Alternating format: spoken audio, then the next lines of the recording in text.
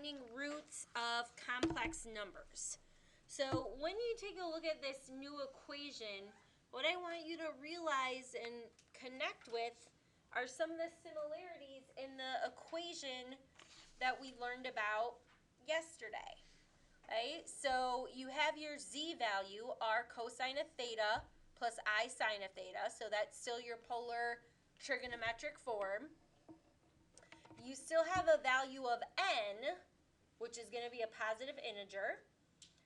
And then you can use this equation, which is w sub k. So that's something that's new. But this r, we had r yesterday, right? On the outside, we had r to what power on the outside yesterday?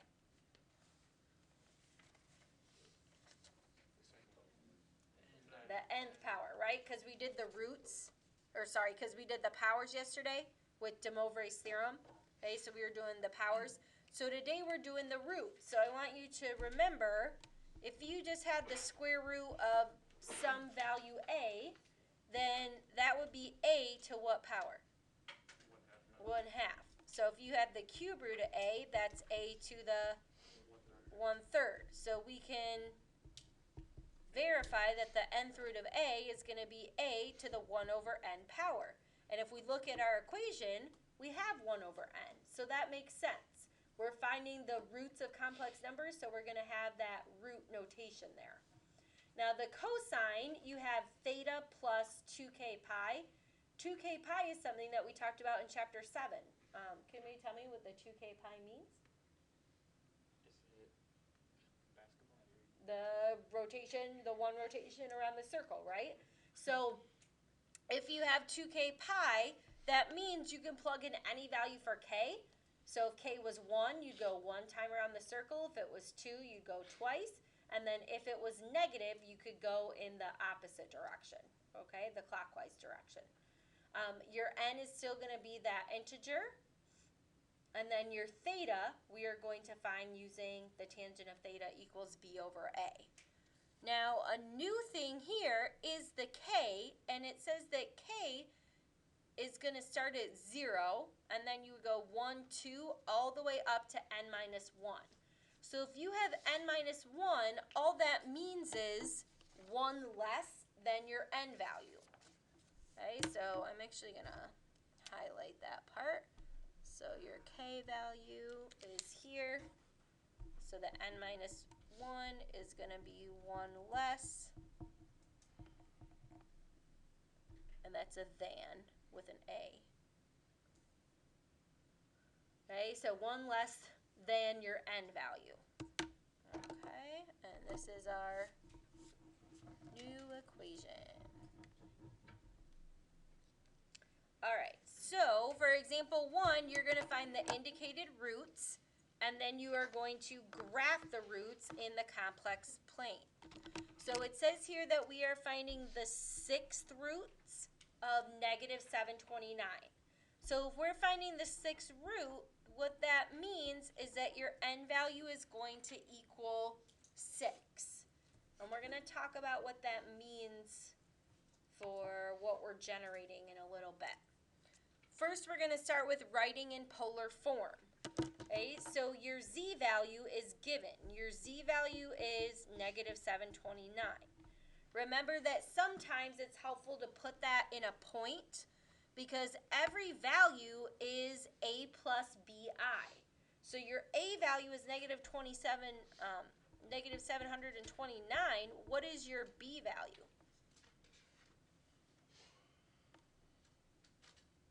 If you have the form a plus bi, you can do ab. Yeah, it's going to be 0. There's no I in this, right? Okay, so then when I find my r value, I'm going to do r equals the square root of a squared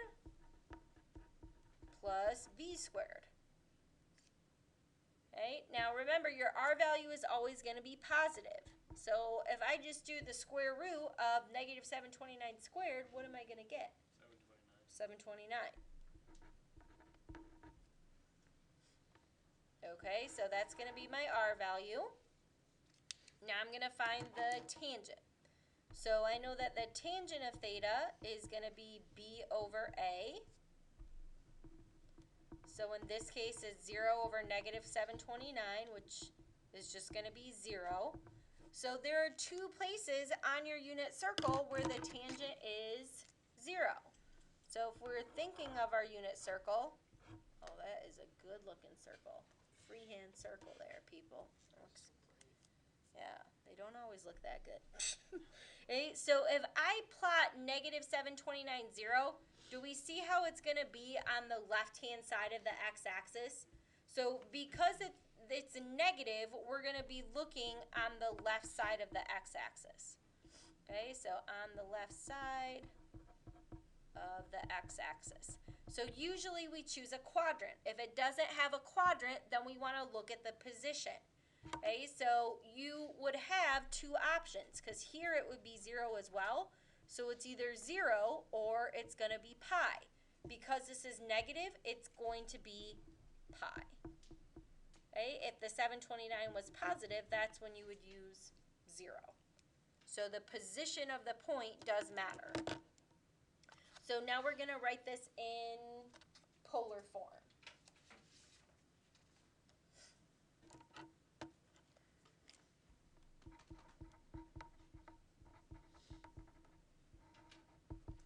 Right, so your polar form is going to have z equals your r value, 729, and then the cosine of your theta plus I sine of theta. All right, so step 1 is nothing new. Step 2, we're going to write the general form of the equation. Now this is going to be helpful when we go to step 3 and we start plugging things in. So what we're going to do now is apply what we just found to this equation here. So notice the things we have to plug in is r, n, theta.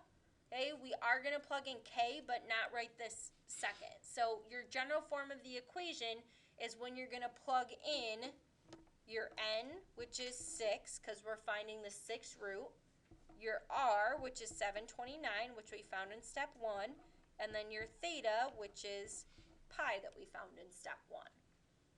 All right, so then what I'm going to do is say that w sub k is equal to r to the 1 over n, so r is 729 to the 1 over 6.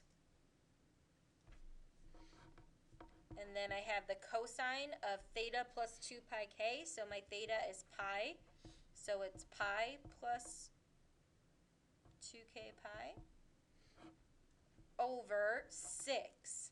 Okay, my n value is 6, and then plus I sine. I should not have written that there. Pi plus 2k pi over 6. I'm sorry that those are running into each other. I'll show you a nicer looking version. Okay, so notice that whatever is in the cosine is in the sine as well. Okay, that's going to be the same. So you have your n, you have your r, you have your theta.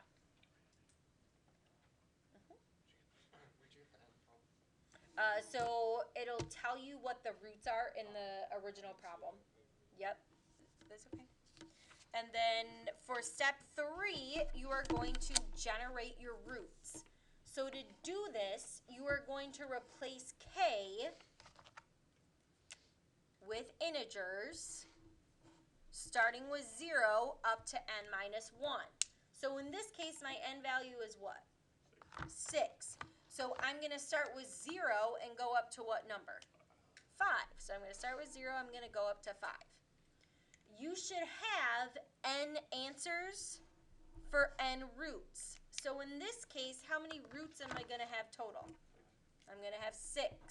Because if you start at 0, it's going to be 0, 1, 2, 3, 4, and then 5 for a total of 6 altogether. Okay, so we're going to start with w sub 0. So for w sub 0, I'm going to use my general equation here. I am going to simplify 729 to the 1/6 power, so I can do that using my calculator. 729 to the 1/6, or the 6th root. What is 729 to the 1/6? 3. Okay, so you have 3. And then this is the cosine of, what am I plugging in for k here? 0. If I'm plugging in 0, then all I have on the top is what? Pi. So this is just the cosine of pi over 6 plus I sine of pi over 6. Okay, so now what we're going to do is substitute. Yep, so the cosine at pi over 6 is root 3 over 2. The sine at pi over 6 is 1/2. Right, and then I distribute the 3.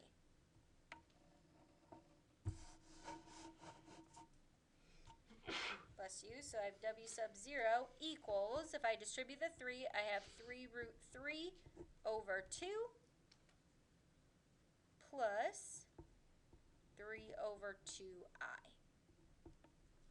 Okay, so this would be my first root.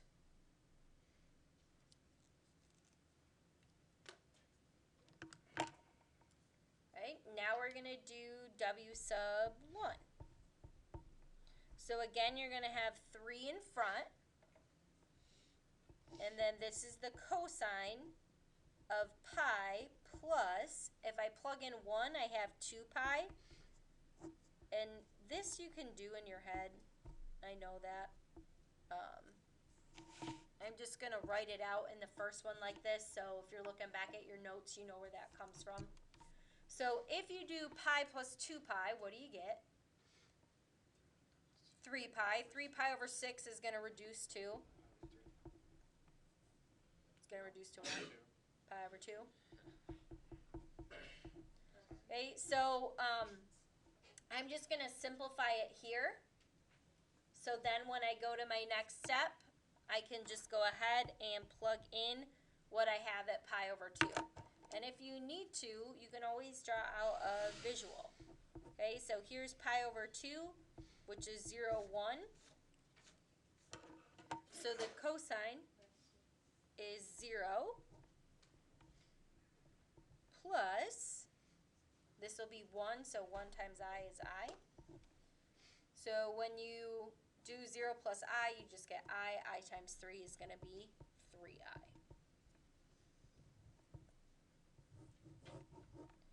And that's your w sub 1.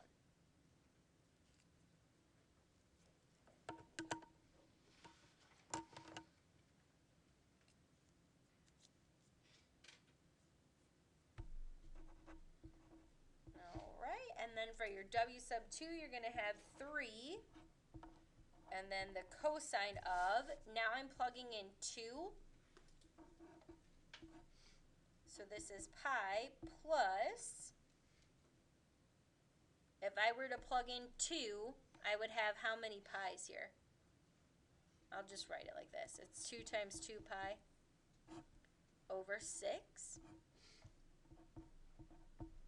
So 2 times 2 is 4. 4 pi plus pi is 5. So I have 5 pi over 6. So see how you can do that part in your head? So I'm just writing this down to show you how we're getting from this to the simplified version. Right, so 5 pi over 6, what quadrant is 5 pi over 6 in? It's in quadrant 2, so I can use the reference angle, right? Pi over 6, at pi over 6, what's my cosine?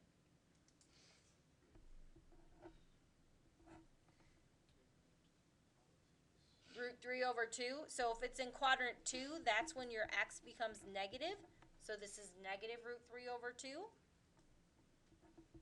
Plus, my sine is going to be positive still in quadrant 2, so 1/2 I. And then I'm going to distribute. So negative 3 root 3 over 2 plus 3 over 2i.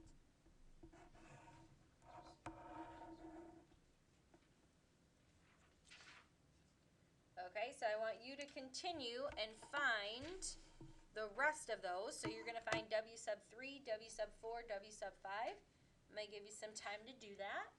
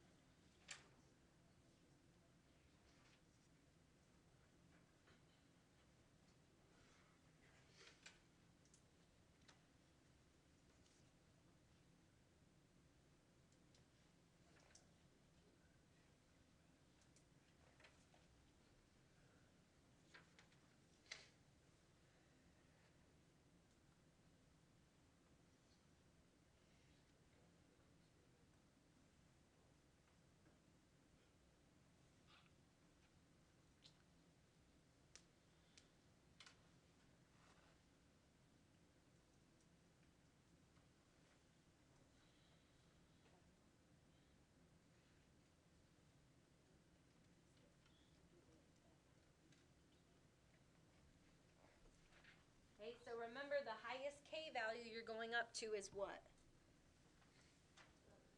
5. All right, let's see how W sub 3 went. All right, so then when you simplify for W sub 3, you should have got the cosine of 7 pi over 6 and the sine of 7 pi over 6. Okay, when 7 pi over 6 is in quadrant 3, which means both your x and y values are negative, and then you're going to distribute. Okay, for 4, you should get 3 pi over 2, because when you're plugging in 4, you'll get 8 pi plus pi, which is 9 pi over 6. So 9 pi over 6 reduces to 3 pi over 2, where the cosine is 0 and the sine is negative 1. So that's going to simplify to negative 3i. And then when you plug in 5, you'll get 11 pi over 6. And then the cosine at 11 pi over 6 is root 3 over 2. The sine would be negative 1/2. And then you're going to distribute there. Okay, what questions do you guys have for me on finding those roots? Okay, so now what we're going to do, if you look on the back, step 4 says that we are going to graph. Okay, and we are going to label our points when we graph. So if we're going to graph, what we want to do is represent all of our roots as points. Okay, so for W sub 0, you can see we have some radicals in there. So let's go ahead and rewrite this and figure out what our radicals should be. Okay, so let's do that right now on our calculator. So we're going to do 3 root 3 divided by 2. 3 root 3 divided by 2.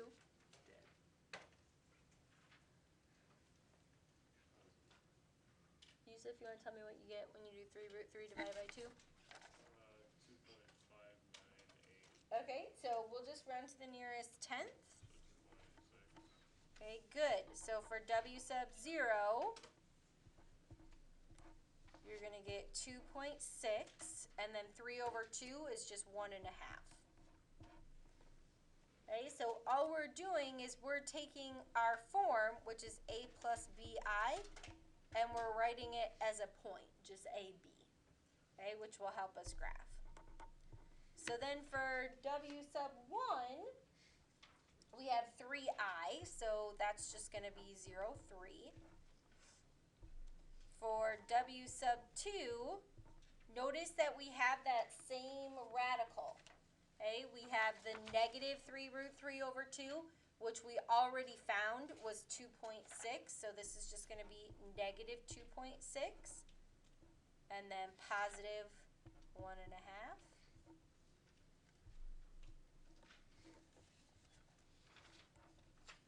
Okay, and then W sub 3, again, is that same value, that negative 2.6, but now I have negative 1.5.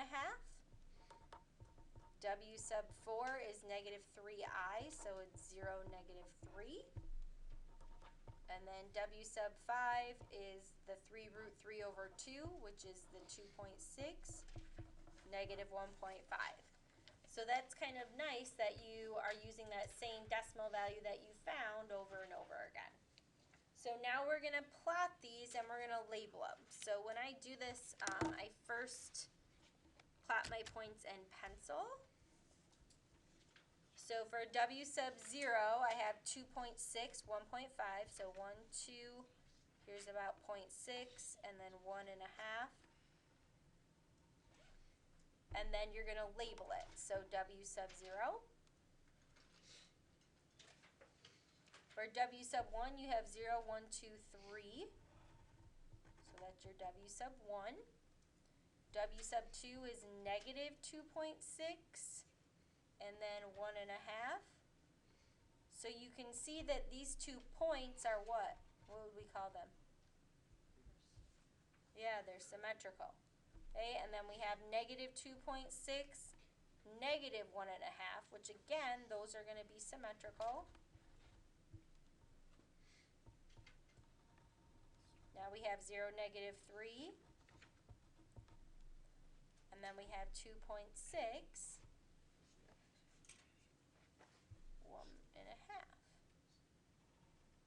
Do you guys think you know what shape it's going to be?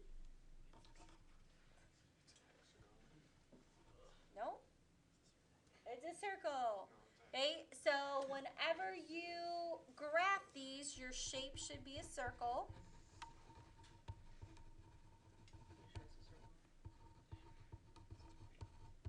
Okay, for all of them, your shape is going to be a circle. So what I do is I just do a dash line.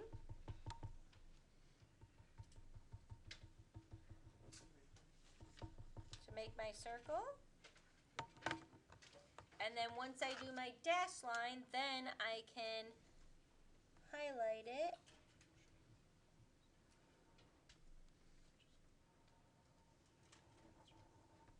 And then I know I have a beautiful graph.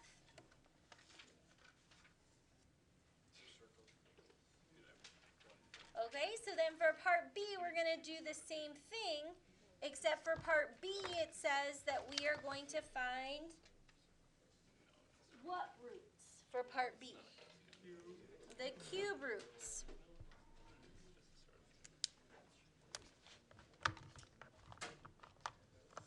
Okay, so then for step 1, I want to put it in polar form. So I'm going to do the square root of, and then I have 4 root 3 squared plus 4 squared. So when you have 4 root 3 squared, I usually break it up and square each one. Is that what you guys do? Okay, so if you square the 4, you get 16. If you square root 3, you get 3. So 16 times 3 is going to be 48. 48 plus 16 is 64. Square root of 64 is a nice 8. Okay, so that's going to be your R value. Then you're going to find your tangent. Well, really, you're finding your theta. So your tangent of theta is B over A. So in this case, your B value is 4 over 4 root 3. So if I simplify that to the tangent of 1 over root 3, what am I going to have to do? Rationalize it. So if I rationalize it, then I get root 3 over 3. And then again, remember your quadrant matters. So if I look at my original point, see how this is positive, positive? That lets me know I'm in what quadrant? 1. So then my theta value is going to be what?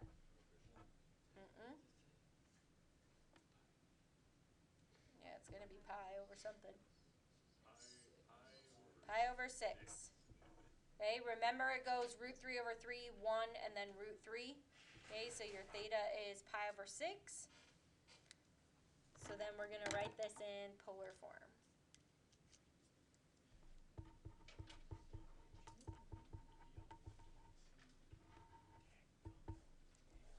Okay, so your z value is 8 cosine of pi over 6 plus I sine of pi over 6.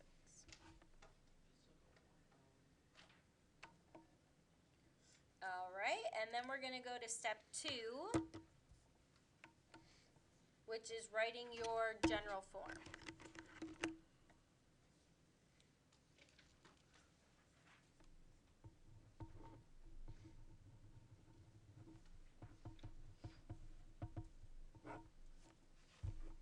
Okay, you absolutely have to find your R and your theta.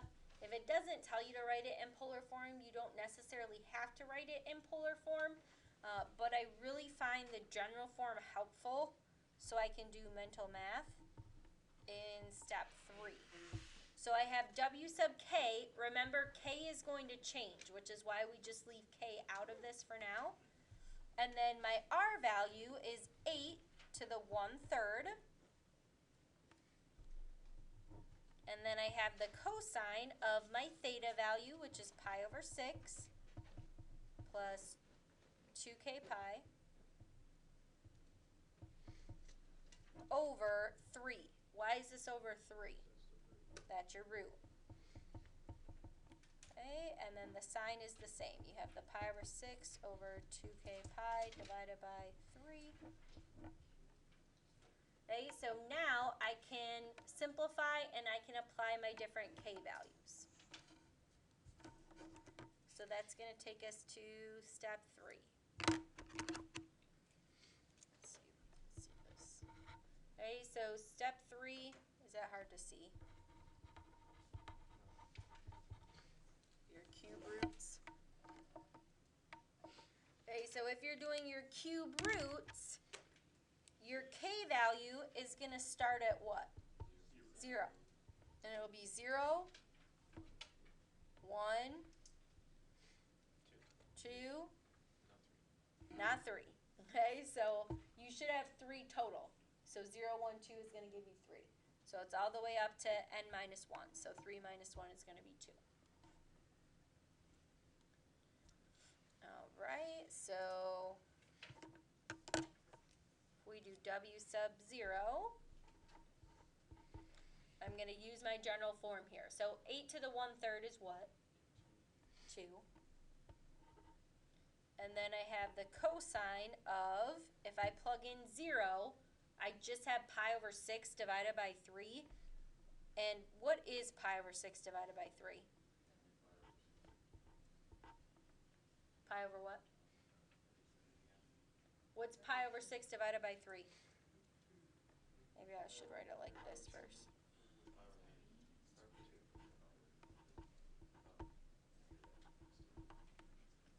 Pi over 6 divided by 3 is like pi over 6 multiplied by what? 1/3, right? So it'll be what? Pi over 18. Okay, so this is going to be pi over 18. Okay, now pi over 18 is not a specific place on our unit circle. So what we're going to do is we are going to write this in two ways. So the first way is just as an exact radian. Okay, and then we're also going to write as a decimal. Okay, and that's going to be for your graphing. Okay, you definitely are going to have to do that. Okay, so if we are evaluating the cosine of pi over 18, we want to make sure our calculator is in what mode? Oh, it has to be in radians, right? Okay, because pi over 18 is a radian. Okay, so the cosine of pi over 18. Okay, so I get this decimal, but remember I'm going to have to multiply that by 2. Okay, and then I'm going to round it. So this is going to be 1.97 plus, and then I can do the sine of pi over 18 multiplied by 2, which is going to round to 0.35i.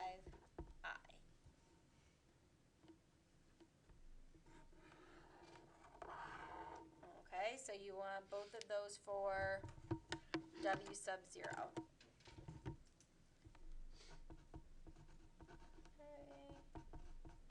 If not an exact value on the unit circle, write as a decimal, rounded to the nearest hundredth.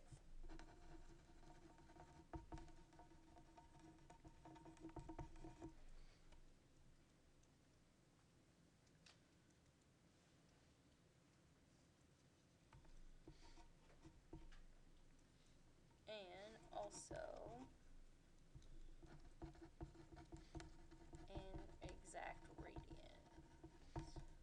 Okay, so this is your exact radians, and then this is going to be your decimal. Okay, you're going to have to convert it into a decimal because you're going to be graphing it. All right, and then we're going to do W sub 1. So in W sub 1, you're going to be plugging in 1 for K. So this is going to be 2, and then the cosine. If you plug in 1, you are going to have to do pi over 6 plus 2 pi divided by 3.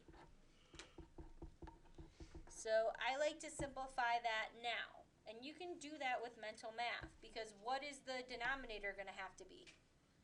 6. Okay, so if I multiply 2 by 6, what do I get? 12. So 12 pi plus pi is 13. Yep, so 13 pi over 6 divided by 3, which is going to be 13 pi over 18.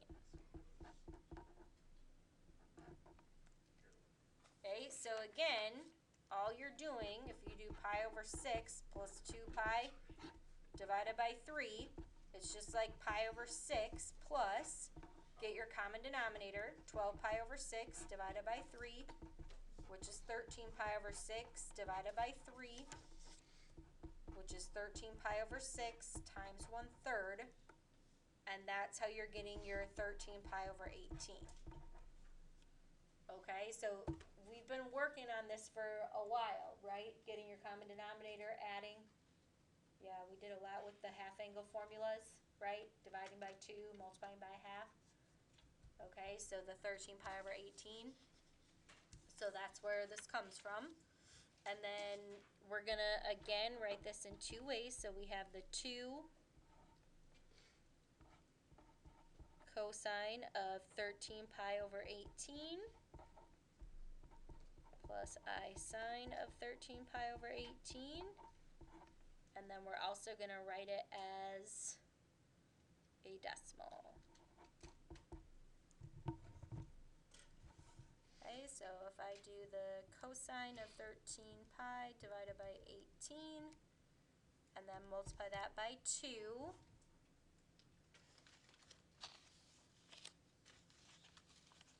I'm going to round this, so I'm going to have negative 1.29 plus, and now I can do the sine, or I can do 2 times the sine of 13 pi divided by 18. Okay, so then I get the 1.53i.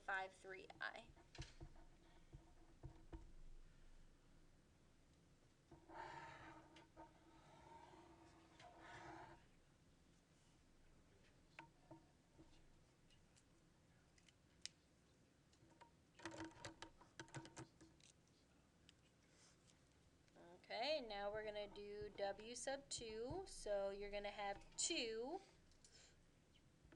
and then the cosine, I'm actually going to simplify this on your other another piece of paper, in case some of you need to see it. So you're going to have pi over 6 plus, if you plug in 2, 2 times 2 pi is what? 4 pi. So this is all over 3. Okay, so that's what we need to simplify. So you're just getting a common denominator. If you're getting a common denominator, you're going to multiply by 6. 4 times 6 is 24.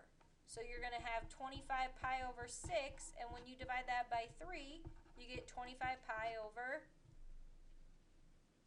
18. Okay, see how that denominator is staying the same? So this is the cosine of 25 pi over 18 plus I sine of 25 pi over 18.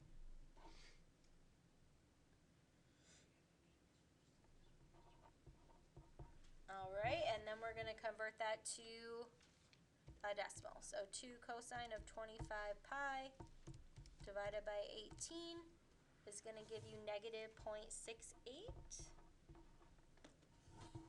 And 2 times the sine of 25 pi divided by 18 is going to give you negative 1.88 I. Okay, so those are your 2 equations. It is a circle. Okay, so you have to connect your points with a curve. Now, look at all of our decimals. We have 1.97, 0.35, negative 1.29, 1.53, negative 0.68, negative 1.88. So to make this easier to graph, I'm going to scale this by halves. So this is going to be a half, this is going to be 1, this will be 1 and a half, this will be 2. Okay, and then same thing here. So this will be 1, this will be 2, this will be negative 1, this will be negative 2, this will be negative 1, this will be negative 2. Alright, so then the first one I'm going to graph is 1.97, so that's going to be really close to 2, and then 0.35, so approximately right here. It's my W sub 0. Okay, and then my W sub 1 is negative 1.29, so here's 5, so I'll estimate this to be about here. And I'm up 1 and a half. Should be about right there. And that's my W sub 1. And then my W sub 2 is negative 0.68, negative 1.88.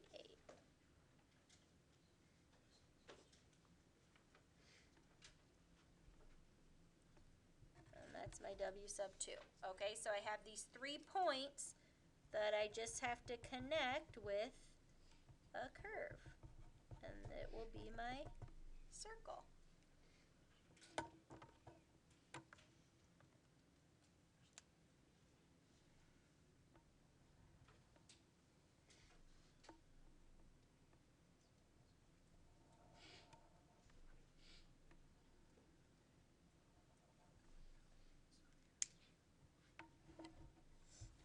Okay, so then there is your final graph. Okay, so everyone you have is going to be a circle. So even if there are 3 points, you are going to graph that. And then I just gave you a reminder that even if the value is not on the unit circle, like the one we just did, you're going to write your answer in exact radians and as a decimal rounded to the hundredths place. Okay, which is exactly what we did here. Yep. Yeah. On the homework, Uh-huh. are we gonna have one that's like more than 6 roots? 'Cause that's already I a lot. do not believe so. Okay, and you are doing just 4 problems for your homework. So it's page 563. You're doing 84 through 88, but you're skipping 86. Okay, so just 84, 85, 87, 88.